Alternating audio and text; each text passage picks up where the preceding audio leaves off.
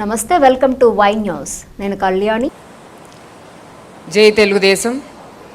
గౌరవనీయులైన ముఖ్యమంత్రి గారికి, గౌరవనీయులు హెచ్ఆర్డి మినిస్టర్ శ్రీ నారా లోకేష్ గారికి, రాష్ట్ర అధ్యక్షులు పల్లా శ్రీనివాస్ గారికి, వేదిక మీద ఉన్న మన తెలుగుదేశం పార్టీ సీనియర్ నాయకులకు, ఇక్కడకు విచ్చేసినటువంటి తెలుగుదేశం పార్టీ సోదర సోదరీమణులకు, అలాగే వర్చువల్గా ఈ పండుగలో పాల్గొన్న ప్రతి తెలుగుదేశం పార్టీ కుటుంబ సభ్యులకు నా నమస్కారాలు.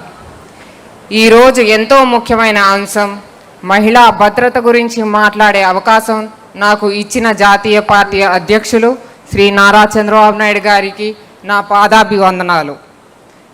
ఒక సమాజం ఎంత అభివృద్ధి చెందుతుందో తెలుసుకోవాలంటే అక్కడ మహిళలకు ఉన్న గౌరవం, భద్రతను గమనించాలి. నిజమైన అభివృద్ధి సూచిక ఏమిటంటే ఆ సమాజంలోని మహిళలు భయపడకుండా అన్ని వేళలా తమ పనులు ఇంట బయట చేసుకోగలగాలి. ఇవాళ మహిళా భద్రత ఒక సామాజిక అవసరం. ఇది కేవలం పోలీసుల బాధ్యత మాత్రమే కాదు, ప్రతి పౌరుడికి ఇందులో బాధ్యత ఉంది. ఈ విషయం అందరికంటే ముందుగా గుర్తించిన పార్టీ మన తెలుగుదేశం పార్టీ. ఆనాడు శ్రీ నందమూరి తారక రామారావు గారి నుండి మన ప్రియతమ ముఖ్యమంత్రి శ్రీ నారా చంద్రబాబు నాయుడు గారు, నేటి యువతరం లీడర్ శ్రీ నారా లోకేష్ గారి వరకు మహిళల గౌరవం, భద్రత కోసం ఎన్నో చర్యలు చేపట్టిన పార్టీ మన తెలుగుదేశం పార్టీ. మహిళా గౌరవం మరియు భద్రత మన తెలుగుదేశం పార్టీ డిఎన్ఏలోనే ఉంది. అరాచక శక్తులపై రాజీ లేని పోరాటం చేస్తూ డిజిటల్ యుగంలో కూడా కొత్త తరానికి భరోసా ఇస్తూ ముందు సాగుతుంది మన తెలుగుదేశం పార్టీ. బాలల భద్రత కోసం బాల్య వివాహాలను అరికట్టడం, అక్రమ రవాణా నిర్మూలనకు కఠిన చర్యలు తీసుకోవడం, అనాథలకు భద్రత, విద్య కల్పించటం వంటి చర్యలు మన తెలుగుదేశం పార్టీ తీసుకున్నవే.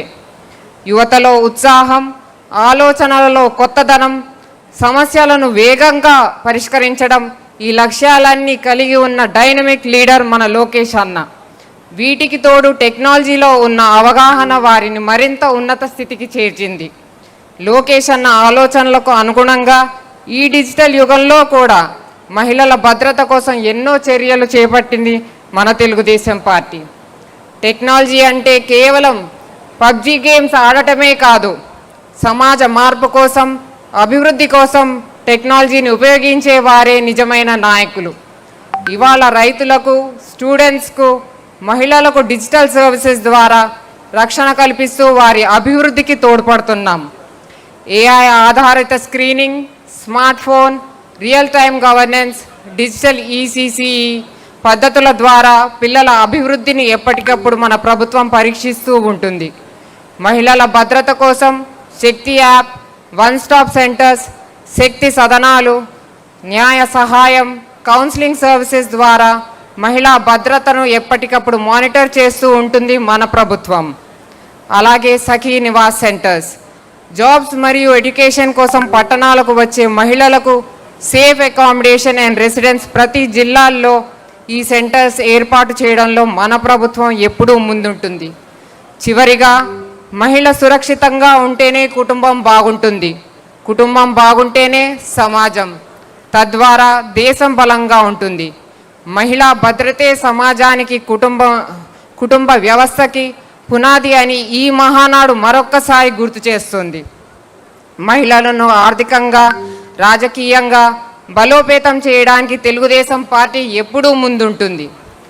ఎన్టీఆర్ గారు ప్రారంభించిన మహిళా అభ్యుదయాన్ని చంద్రబాబు గారు, లోకేష్ గారు మరింత విస్తరిస్తున్నారని ఈ సభ అభినందిస్తూ, మహిళా రిజర్వేషన్కు మద్దతు తెలుపుతూ, మహిళలకు అన్ని రంగాలలో ప్రాధాన్యత కల్పిస్తూ వారి భద్రతకు తోడ్పడాలని ఈ మహానాడు కోరుతుంది.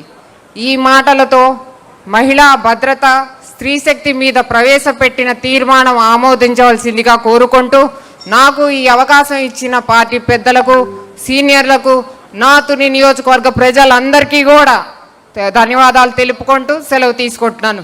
జై తెలుగుదేశం, జై జై తెలుగుదేశం. థ్యాంక్ యూ దివ్య గారు, on time. Thank you so much.